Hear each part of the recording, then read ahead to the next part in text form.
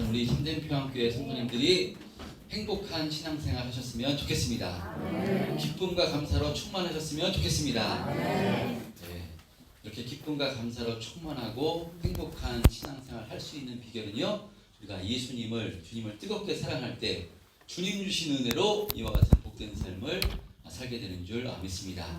그래서 그런 의미로 주님을 날마다 뜨겁게 또 사랑하고 사모하시는 저와 여러분 되었으면 좋겠습니다. 자, 오늘은 어버이 주일입니다. 지난 월요일이 5월 8일 어버이날이었기 때문에요, 좀 지나간 것 같지만 교회력으로는, 교회 절기상으로는 이번 주가 어버이 주일입니다. 전 우리 참된평안 성도님들이 부모님을 잘 공경하고 부모님을 사랑하고 부모님을 잘 섬기시기를 주님의 이름으로 축복합니다. 어떻게 부모님을 공경하고 부모님을 잘 섬기는 것인가, 이것은 말씀을 드리지 않아도 너무나도 잘 알고 계시기 때문에 더 말씀을 드리지 않아도 될 것 같습니다. 자, 그런데 어떻게 하는 것이 부모님을 공경하는 것이고 부모님께 효도하는 것이겠습니까? 부모님께 부모님 마음 편안하게 해드리고, 또 좋은 음식을 대접하고, 또 용돈을 넉넉히 드리고, 이것은 말할 것도 없고요. 이것도 부모님이 기뻐하시는 것이지만, 영적으로 보면요, 부모님이 가장 기뻐하시는 것은, 저는 예수를 잘 믿는 것이 부모님이 가장 기뻐하시는 것이라고 확신합니다. 왜냐하면 부모님은 당신에게 무엇을 잘해주고 마음이 편하고 이것도 당연한 것이지만, 부모의 마음은 자녀가 잘 될 때 그것이 부모가 가장 기쁘고 행복한 것이기 때문에요, 바로 우리가 예수를 잘 믿는 것이 부모님께 효도하는 것인 줄 믿습니다. 목사님, 저희 부모님은 예수님을 믿지도 않고 돌아가셨는데 그것이 무슨 부모님께 효도하는 것이겠습니까? 라고 이렇게 또 생각하실 수 있는데요, 우리가 부자와 거지 나사로의 비유의 말씀을 잘 알고 계시듯이요, 부자가 하나님께 기도를 합니다. 하나님, 저 나사로를 시켜서 우리 아버지 집에 5 형제가 있는데 그 5 형제에게 제발 이곳에는 오지 않게 해달라고 그것을 제발 전하게 해달라고 이렇게 기도하고 있듯이요, 비록 예수를 믿지 않고 돌아가셨다 할지라도요, 자녀들은 잘 돼야 되기 때문에, 자녀들은 예수를 믿고 이 땅에서 잘 되고 바로 영원한 천국에서 영원한 안식을 누려야 되는 것이기 때문에요, 예수를 믿지 않고 돌아가셨다 할지라도요, 부모님의 가장 큰 소원은 바로 예수를 잘 믿는 것이 부모님의 소원인 줄 믿습니다. 그리고 그 부모님이 이 땅에서 지금 살아계시고 혹시 예수를 믿지 않고 있다면요, 그 부모님에게 예수님을 전해드리는 것, 예수 믿게 해드리는 것, 이 복음을 전해드리는 것이요, 최고의 효도인 줄 믿습니다. 그래서 자녀를 통해서 예수를 믿게 됐다면 바로 그 예수를 믿고 천국에 갔어요, 바로 내 자녀 때문에, 내 자식 때문에, 내 아들 때문에, 내 딸 때문에 내가 이 천국에 왔구나, 내 아들이, 내 딸이 가장 효녀구나 라고 이렇게 칭찬해 줄 믿습니다. 그런 의미로 어버이 주일을 맞이해서 예수님을 잘 믿는 저와 여러분 되셨어요. 정말 그 부모님을 또 공경하시고, 부모님을 공경하실 때 하나님께서는 이 땅에서 잘 되고 또 장수할 것이라는 그런 축복의 약속도 허락해 주신 것이니까, 예수님 잘 믿으셔서 부모님을 기쁘시게 하고 이 땅에서도 이와 같은 축복과 은혜를 누리면서 사시는 우리 참된 평안교회 성도님들 다 되시기를 주님의 이름으로 축원드립니다. 자, 계속해서 사도행전 말씀을 통해서 은혜를 나누고자 합니다. 오늘 본문의 말씀도 그때라는 말씀으로 이렇게 1장이 시작되는데요, 지난 말씀에도, 지난 11장 27절에도요 그때라고 이렇게 시작했는데, 오늘 본문 1절에도요 그때라는 말씀으로 시작합니다. 그때는 어떤 때인가면 우리가 3주 동안 살펴봤습니다. 안디옥 교회 그 최초로 이방 땅 안디옥에 교회가 세워지게 됩니다. 그 안디옥 교회가요 엄청나게 부흥하는 역사. 그래서 바나바와 사도 바울이 복음을 전함으로 그 땅에 최초로 그리스도인이라 예수 믿는 사람이 일컬어지게 되고요. 또 얼마나 성숙하고 성장된 믿음이었는가 하면 천하의 큰 흉년이 들어서 본인들도 힘들 때 바로 이 안디옥 교회 성도들이요 본교인 예루살렘 교회가 힘들다는 소식을 듣고 힘을 다해서 부조에 동참하고 그래서 그 부조를 걷어서요 바나바와 바울 편으로 이렇게 안디옥 예루살렘 교회로 이렇게 그 부조금을 보낼 정도로 아주 성숙한 교회, 이렇게 성장한 교회가 될 그때를 가리킵니다. 그때 오늘 본문에 예루살렘 본교회에서는요 어떤 일이 일어났는가 하면 본문 1절 2절에 보면요 그 교회 중에서 몇 사람을 헤아려 하여 헤롯 왕이 바로 요한의 형제 야고보를 칼로 죽이는 사건이 일어납니다. 요한의 형제 야고보, 그러니까요 또 다른 야고보가 있습니다. 예수님의 동생 야고보가 있기 때문에 그 야고보와 예수님의 동생 야고보와 구분하기 위해서 요한의 형제 야고보, 그러니까 12사도 중 최초로 이 야고보 사도가 칼로 죽임을 당하는 사건이 일어납니다. 자, 그런데 지금 무엇으로 죽임을 당했다고 말씀하는가 하면요 칼로 죽임을 당했다고 말씀합니다. 칼로 죽임을 당했다는 것은요 이들이 헤롯이요 불법하게 야고보 사도를 죽였음을 이렇게 의미합니다. 그러니까 이스라엘에서는 유대법으로 사람을 죽일 때 돌로 쳐 죽이게 되어 있습니다. 뭐 돌로 쳐 죽이는 것과 칼로 죽이는 것 어떤 것이 더 잔인한가? 뭐 이것은 중요한 것이 아니라요. 유대법에 그 유대인들은요 돌로 사람을 죽일 때 쳐 죽이게 되어 있고요. 또 로마법에는요 십자가형으로 죽이게 되어 있습니다. 근데 지금 칼로 헤롯이 지금 이 야고보 사도를 죽였다는 것입니다. 이것은 불법하게 적법한 절차 없이 여론에 편성해서 헤롯이 이 야고보 사도를 죽인 것입니다.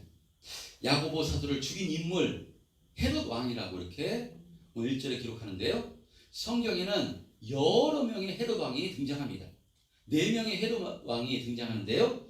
그 헤롯 왕, 오늘 본문에 등장한 헤롯 왕은요 헤롯 아그리파 1세입니다. 성경에 여러 명의 헤롯이 등장하는데 선조격은 헤롯 대왕입니다. 헤롯 대왕은 로마에서 처음 분봉왕으로 임명됐는데요. 그런데 이 헤롯은 혈통이 어디 혈통인가 하면요 그 에서의 후손 에돔 족속입니다. 그러니까 유대인들은요 같은 혈통이지만 그 야곱과 에서 이렇게 갈라져 가지고요 이 에돔을 별로 좋지 않게 생각했습니다.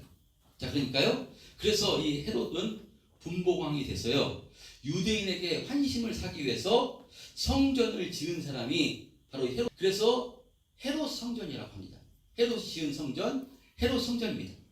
그리고 대왕이 죽은 후에 헤롯 대왕이 다스렸던 지역을 아들 3명이 이렇게 다스리게 되는데요.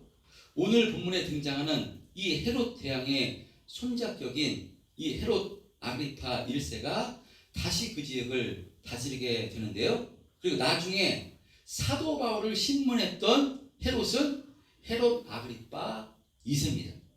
이렇게 성경에는 여러 명의 헤롯이 등장하는데요. 이렇게 이 헤롯은요, 그런데 헤롯 여러 명이 등장하는데 하나같이 사람을 잡아 죽이는데 일가견이 있었습니다. 헤롯 가문의 손주였던 헤롯 대왕은요 부인과 아들을 죽이고 또 예수님이 베들레헴 부근에 2살 이하 바로 이 아이들을 전부 다 아들들을 남자아이들을 죽이라고 명령한 것이 헤롯 대왕입니다. 그리고 그의 아들인 헤롯 안티파스는요 부인 헤로디아의 사주를 받아 세례 요한을 죽인 인물입니다. 그리고 오늘 본문의 손자인 아그리파 1세는요 헤롯 아그리파 1세는 야고보 사도를 칼로 죽이고요 또 아그리파 2세는 사도 바울을 이렇게 신문했던 인물입니다. 그러니까 헤롯 가문은요 이렇게 예수 믿는 사람들을 죽이고 심판하고 핍박했던 사람들입니다. 여러분 무엇을 말씀하는가 하면요, 부모의 영향이 자녀들에게 내려감을 이렇게 말씀하는 것입니다. 부모가 악하면 그 영향을 받아 자녀들도 약하고, 그래서 조상 때부터 이 헤롯 가문은 악하고 또한 윤리 도덕적으로도 너무나도 문란하고요, 전형적인 세상 가치관을 보여주는 가문이 이런 헤롯 가문입니다. 자신들의 이익을 위해서는, 자신들의 욕심을 위해서는요, 윤리도 도덕도 뭐 전혀 상관하지 않던 사람들이 이 헤롯 가문의 사람들이었습니다. 저와 여러분은 반드시 좋은 유산, 믿음의 유산을 자손들에게 물려주는 그런 은혜가 있어야 되는 줄 믿습니다. 하나님을 경외하는 것을 자녀들에게 물려줄 최고의 유산이 되시길 바라고요. 또 하나님을 믿는 가문답게 우리들은 윤리 도덕적으로도 정말 책임 있게 사심으로써 우리 후손을 통해서는요, 정말 하나님께서 지지해 주시고 하나님께서 은혜를 베풀어 주시는 자손과 가문이 되시기를 주님의 이름으로 축원드립니다. 아멘. 자, 오늘 본문에 등장하는 이 헤롯이 야고보 사도를 죽인 사건도요, 순전히 정치적인 의도로 야고보 사도를 죽인 것입니다. 지금 이 유대 땅의 실세는 누구인가 하면요, 유대 종교 지도자들입니다. 이들이 지금 실세입니다. 바로 이 유대 땅을 다스리고 주장하는 것이 유대 종교 지도자들, 대제사장을 비롯한 서기관, 바리새인들, 이런 종교 지도자들이 이 세상의 주관자였습니다. 그런데 지금 예루살렘 교회뿐만 아니라 이방 땅에도요, 예수를 주로 시인하는 교회들이 바로 세워져서 엄청나게 부흥의 역사가 일어나게 될 때 이 유대 종교자들의 마음이 어떻겠습니까? 자칫 잘못하면 자신들의 밥줄이 끊길 판입니다. 자신들의 영향력이 점점 줄어들고 있어서 지금 그 위협감을 느끼고 있습니다. 그러므로 그들에게 교회와 12사도들은요, 눈에 가시 같은 그런 인물들이었습니다.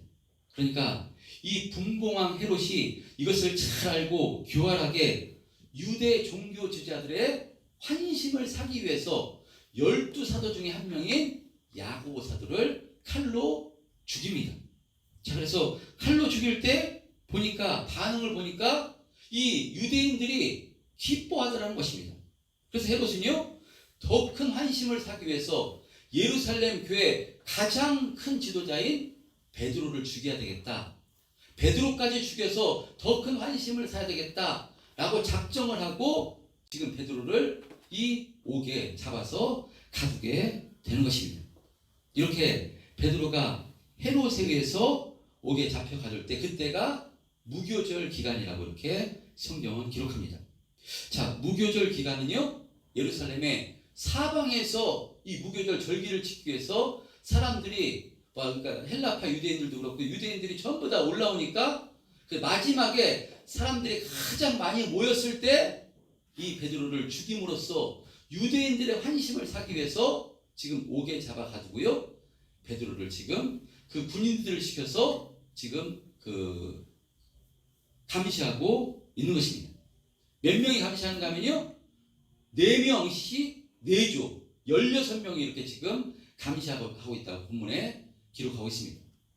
아니 뭐 그냥 2사람만 감시하지 뭐 이렇게 4명이 4조입니다. 한 조에 4명. 그러니까 2사람은 그 베드로와 감옥 안에 있고요, 2명이 바깥에서 지키는 것이 4조로 이렇게 한시도 졸지 못하게, 그러니까 틈새 없이 이렇게 베드로를 감시하고 있습니다.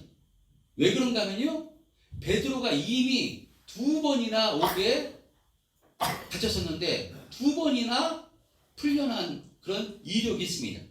사도행전 4장에서도요, 베드로를 비롯한 사도들이 옥에 갇혔었고요, 사도행전 5장에서도 옥에 갇혔었는데, 첫 번째는 위험만 주고 풀려났었지만 두 번째는 바리새인 가말레를 성령께서 쓰셔서 풀려났음을 우리가 살펴봤습니다. 그러니까 저 베드로 2번이나 옥에 갇혔는데 풀려났으니까 이번에는 절대로 풀려나서는 안 된다, 해서 4명씩 4조로 해서 이렇게 지금 감시하고 있습니다. 요세푸스의 증언에 의하면, 역사가 요세푸스의 증언에 의하면요, 이 2명이, 옥에 갇힌 2명이 한 명의 그 군인과 그 팔에 쇠사슬을 메고요, 베드로의 한쪽 팔에 쇠사슬을 매서 양쪽에 쇠사슬을 메고 이렇게 있었다는 것입니다. 그러니까 쇠사슬을 양쪽에 메고 있었고요, 바깥에는 그 옥문이 갇히고 있었기 때문에 베드로는 꼼짝없이 죽게 된 상황에 놓인 것입니다. 자, 그런데 이렇게 6절에 보면 베드로가 2 군인들 틈에서 쇠사슬에 매어 자고 있었는데 어떤 일이 벌어지는가 하면요, 7절 한번 합독해 보겠습니다. 7절 시작.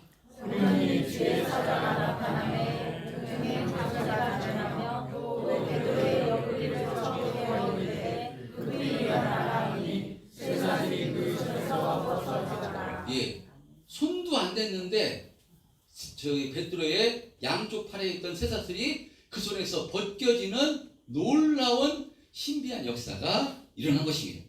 그리고 8절에 보면요, 천사가 이르되 띠를 띠고 신을 신으라 하거늘 베드로가 그대로 하니 천사가 또 이르되 겉옷을 입고 나를 따라오라 한데 9절에 베드로가 나와서 따라갈새 천사가 하는 것이 생시인 줄 알지 못하고 환상을 보는가 하니라. 그러니까 쇠사슬이 메어지고요, 지금 천사가 그 옷을 입고 날 따라오라 할 때 베드로는 이것이 지금 환상인지 꿈인지 도저히 일어날 수 없는 일이 벌어지고 있기 때문에 지금 꿈인지 환상인지 생시인지 분간을 못하고 지금 따라가고 있는 것입니다. 그런데 더 신비한 사건 10절에 일어납니다. 10절 시작. 이에 첫째와 둘째 파수를 지나 시내로 통한 세문에 이르니 문이 저절로 열리는지라. 나와서 한 거리를 지나매 천사가 곧 떠나니라. 예, 11절.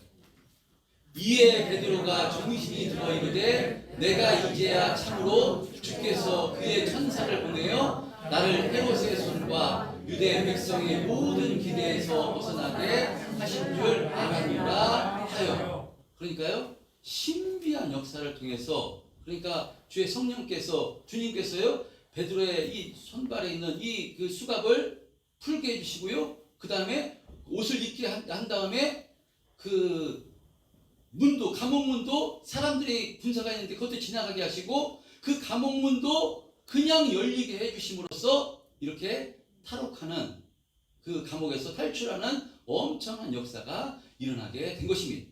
꿈인지 생신지 도저히 일어날 수 없는 일이 일어났기 때문에요, 꿈인지 생신지 알지 못하고 베드로가 이렇게 따라갔는데 다 지나고 나서야 참으로 주께서 그 천사를 보내어 나를 헤롯의 손과 유대 백성의 모든 기대에서 벗어나게 하신 줄 알았노라 하여 12절에 어디로 가는가 하면요, 깨닫고 마가라 하는 요한의 어머니 마리아의 집에 가니 여러 사람이 거기에서 기도하고 있더라 라고 말씀합니다. 그래서 풀려나서 기도하고 있던 마가의 다락방에서 기도하고 있던 바로 그 마가의 집으로 갔다라고 말씀합니다. 여러분, 이것이 오늘 본문의 말씀입니다.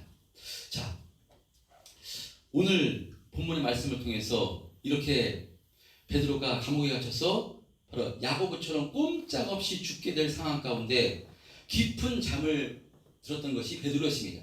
그래서 이 베드로가 어떻게 저런 상황 가운데, 죽을 상황 가운데서도 깊은 잠에 들었을까? 그래서 사람들은 어떻게 해석하는가 하면요, 하나님께서 베드로를 구출해 주셨을 줄 알고 믿음으로 평안하게 잠을 자고 있었다, 이렇게 해석하시는 분도 있는데요. 그러나 성경은 여기에 대해서 침묵하고 있기 때문에 베드로가 믿음이 있어서 깊은 잠을 잔 것인지, 아니면 신문을 당하고 온갖 고초를 당했기 때문에 너무 지쳐서 깊은 잠에 빠져 있었던 건지 성경은 말씀하고 있지 않기 때문에요, 알 수가 없습니다. 그러나 성경이 침묵하고 있다는 것은 이것은 별로 중요한 것이 아니라는 것입니다. 초점은, 중요한 것은 베드로의 의지와 상관없이 주님께서 베드로를 탈출시키기로 작정을 하셨기 때문에요, 베드로가 이렇게 신비한 방법으로 탈옥하게 탈출하게 되었다는 것입니다. 할렐루야. 쇠사슬이 하나님이 탈출시키려 하는 그 하나님의 결정에 쇠사슬이 가로막고 있다면요, 하나님께서는요 그 쇠사슬을 풀리게 하시는 것입니다. 파수꾼이 방해가 된다면요, 파수꾼의 눈을 가려버린 분이 하나님이십니다. 또 쇠문이 앞을 가로막고 있다면요, 쇠문을 그냥 열어버리시는 분이 하나님이십니다. 못하실 게 없는 분이 하나님이십니다. 이 하나님께서 이 베드로를 탈출시키기로 작정하셨기 때문에요, 베드로의 의지와 상관없이 그 어떤 것이 가로막고 있다 할지라도요, 하나님께서는요 이와 같이 베드로를 탈출시키고 있는 것입니다. 여러분, 그런 의미로 어떤 사람이 축복의 사람이겠습니까? 그것은요, 하나님 손에 붙들린 인생, 하나님께서 책임져 주시는 인생, 그와 같은 인생은요 베드로와 같은 그런 역사가 일어나게 됨을 성경은 말씀하고 있는 것입니다. 여러분, 이것을 우리의 삶의 현장에서 접목시키시기를 바랍니다. 저와 여러분도 하나님께서 우리를 사랑하셔서 예수의 피값으로 우리를 사시고요, 우리와 지금 성령으로 우리를 동행하고 계시기 때문에 우리도 이와 같은 위험이 있을 때 하나님께서 바로 이 쇠사슬을 풀게 하시고요, 옥문을 열게 하듯이 이러한 방법을 통해서 우리를 구출해 주시고 우리를 구원해 주시는 하나님이시라는 것입니다. 할렐루야. 이것이 진짜로 믿음되면 흔들리는 세상 가운데서도요 평안을 누릴 수 있고요, 정말 기쁨과 감사함으로 힘있게 신앙생활 하게 되는 줄 믿습니다. 믿으십니까? 진짜입니까? 네. 그런데 이렇게 말씀을 드리면 의문을 가지시는 분도 있습니다. 아니, 정말 하나님께서는 베드로를 신비한 방법으로 감옥에서 구출해 주시듯이 우리도 이런 위기 가운데 우리도 구출해 주시고 우리에게도 이런 은혜를 베풀어 주신다는 말입니까? 목사님, 아닌 것 같습니다. 만약에 베드로를 역사해 주셨듯이 예수 믿는 나도 하나님께서 그렇게 생각하신다면 왜 현재 나에게 있는 이 어려움은, 나에게 있는 이 고난은 왜 하나님께서 해결해 주지 않고 돌보아 주시지 않는 것입니까? 베드로와 같이 뭐 생명을 살려달라는 것도 아니고 부자가 되게 해달라는 것도 아니고 그저 먹고 사는 문제 너무 힘들어서 그 물질의 문제 조금 해결해 달라고 기도하는데, 또 건강 때문에 너무 힘들어서 이것 좀 치유해서 신앙생활 힘있게 해달라고 기도하는데, 그런데 하나님께서 내 기도 들어주시지 않는 것 같습니다. 응답해 주시지 않는 것 같습니다. 베드로는 하나님께서 이뻐하시니까 사도니까 탈옥시켜 주시는 것이고, 나는 별로 상관없는 얘기 아닙니까? 라고 이렇게 생각하실 수 있다는 것입니다. 그리고 하나님께서 우리 모두를 지켜 보호해주시는 하나님이시라면 왜 하나님께서 헤롯이 야고보 사도를 죽이려 할 때 그때는 왜 야고보 사도를 죽이게 내버려 두시고 베드로만 왜 옥에서 구출해 주시는 것입니까? 하나님 차별하시는 하나님 아니십니까? 성경을 볼 때 우리가 이런 의문이 들 수가 있다는 것입니다. 여러분, 왜 그러시는 것일까요? 하나님은 차별하시는 하나님이라서 그러시는 것이겠습니까? 혹시 여기에 대해서 목사님 이것이 정답입니다 라고 이렇게 말하실 분이 있다면 한번 없으실 줄 믿습니다. 저도 잘 모릅니다. 하나님께서 왜 저렇게 역사하실까? 목사인 저도요 도무지 이해 안 될 때가 많이 있습니다. 목사인 제가 봐도 어떤 분은 참 신앙생활 잘하고요, 인격도 괜찮고요, 너무나도 상황이 괜찮습니다. 어떤 목사님은 정말 훌륭하신 목사님이고 덕을 끼치고요, 그렇게 설교도 너무 은혜를 끼치시고요, 그런데 그런 분인데 하나님께서 교통사고를 일어나서 일찍 데려가시기도 하시고요, 또 암에 걸리기도 하시고요. 정말 아니 왜 저런 사람은 악한 사람이 아니라 예수 잘 믿는 사람인데 왜 하나님께서 저렇게 역사하시는가? 저도 해석이 안 되고 이해가 안 될 때가 있습니다. 하나님 왜 그러시는가? 우리 인간이 생각할 때는요, 이해가 안 될 때가 있습니다. 근데 하나님 왜 그러시는 것이겠습니까? 여러분, 근데 신앙은요, 믿음은 무엇인가 하면 그런 상황에, 그런 환경에 놓일 때도요, 하나님께서 우리를 사랑하사 우리와 함께 하시고요, 가장 좋은 것으로, 가장 복된 것으로 우리를 인도하고 계시는 우리 아버지심이 믿어지는 것, 이것이 신앙이고 이것이 믿음인 줄 믿습니다. 정말 이해하기 어렵습니다. 예수 잘 믿어보려고 하는데 왜 이렇게 어려움을 주시는지, 왜 막 이렇게 힘든 것을 주시는지 이해 안 될 때가 많이 있습니다. 그럼에도 불구하고 신앙이란, 믿음이란 무엇인가 하면요, 나를 위해서 십자가에서 아들을 걸고 모든 것을 주신 하나님께서 나를 가장 복된 길로, 선한 길로 인도하심을 믿는 것, 이것이 신앙입니다. 여러분, 육신의 부모님도요, 자녀가 해달라는 것 전부 다 해주지 않습니다. 자녀가 원하는 것, 해달라는 것, 하기 싫다는 것, 하지 말라, 또 원하면 뭐든지 사주고 뭐든지 원하는 거 해주지 않습니다. 왜 그렇겠습니까? 자녀가 실패도 해보고요, 넘어지기도 해보고요, 아픔도 겪고요, 고난도 겪고요, 그 과정을 통해서 자녀가 성숙되어 가는 것을 바로 부모는 알기 때문에요, 부모가 능력이 없어서 부족해서 못 해주는 것도 있지만요, 어떤 때는 다 해줄 능력이 있지만 그대로 바라보고 있습니다. 혼자 일어나기를 기다리는 게 부모고요, 그래서 스스로 그렇지 않고 다 해주면요, 뭐가 되죠? 마마보이가 됩니다. 그래서 시집갈 때 자매들이 가장 싫어하는 남자 1순위가 마마보이라고 합니다. 부모가 다 해주고 어려서부터 이것 해주고 저것 원하면 다 해주고 하기 싫으면 하지 말라 이러면요, 성장하고 성숙할 수가 없습니다. 하나님의 뜻을 다 알 수는 없지만 저는 부모로서 하나님의 심정도 그것이 아닌가 생각됩니다. 우리가 그 자리에서 더 하나님을 의지케 하기 위해서 더 성장하고 실패 자리에서 바로 그것이 화가 아니라 그것이 더 복이기 때문에 더 하나님을 의지케 하기 위해서 하나님께서 이런 방법으로 우리를 훈련시키고 인도하고 계신 것이라고 생각됩니다.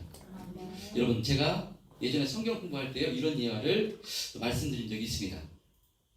사극 같은 데 보면요, 사형 선고를 받고 이렇게 죄수를 달구지에 나무 감옥에 이렇게 만들어서 끌고 간다고 했을 때 병사는 그 달구지를 끌고 올라갑니다. 언덕배기도요, 병사는 그것을 걸어서 끌고 올라갑니다. 그러나 죄수는 어떻게 올라갑니까? 죄수는 편안하게 앉아서 달구지에 앉아서요, 편안하게 갑니다. 누가 더 복이겠습니까? 어떤 사람이 더 복인가 하는 것입니다. 여러분, 우리의 인생도 이와 마찬가지입니다. 잠시 이 땅에 살다가 모두 다 하나님의 심판대 앞에 서야 되는 것이 인생인데, 잠시 이 세상 가운데 이 땅에서 편하게, 얼마나 편하게 살고 얼마나 힘들게 살고, 이것이 행복과 불행의 기준이 아니라는 것입니다. 세상은 이 땅이 전부라고 생각하기 때문에요, 눈에 보이는 것으로 판단해서 이 땅에서 편하고 힘들지 않는 것으로 행복과 불행을 판가름합니다. 그러나 하나님의 자녀인 예수 믿는 사람들은요, 그것이 기준이 아닌 것입니다. 세상 기준으로는요, 사는 것이 축복이요, 죽는 것이 저주라고 생각하지만, 그러나 영적으로 보면요, 살고 죽는 것, 눈에 보이는 것으로 축복과 저주를 나눌 수가 없는 것입니다. 진정한 축복은요, 하나님 손에 붙들려 있느냐, 하나님께서 그 사람을 지금 쓰시고 계시느냐, 하나님의 자녀이냐, 이것이 축복과 저주의 기준인 것입니다. 세상에 어떤 보이는 현실로 그것을 절대로 판단할 수가 없습니다. 그러므로 예수 믿는 인생은요, 살아도 축복이고 죽어도 축복입니다. 할렐루야. 그리스도 예수 안에서는 빨리 죽는 것도 축복이요, 오래 사는 것도 축복입니다. 예수 믿는 사람은 내가 물질이 부족하고 질병이 있다 할지라도 그것도 축복입니다. 또 물질에 복을 주시고 건강한 것 당연히 축복입니다. 무슨 말씀이겠습니까? 그리스도 예수 안에 있는 사람은요, 모든 것이 축복이고 은혜라는 것입니다. 그래서 이것이 믿음으로 세워진 사람은요, 나에게 세상 눈으로 봤을 때는 저주 같고 힘들고 좌절이지만 이것을 통해서 하나님께서 내가 기도해도 응답을 해주시지 않는 것은 이것을 통해서 나를 더 성장시키기 위해서 더 하나님 바라보라고, 이 땅이 전부가 아니라 영원한 천국을 바라보라고 하나님께서 믿음의 훈련을 시키시는 것으로 믿음으로 받을 때는요, 그럼에도 불구하고 세상의 눈으로는 저주 같지만 정말 감사요 축복으로 받아들일 수 있는 것이고요.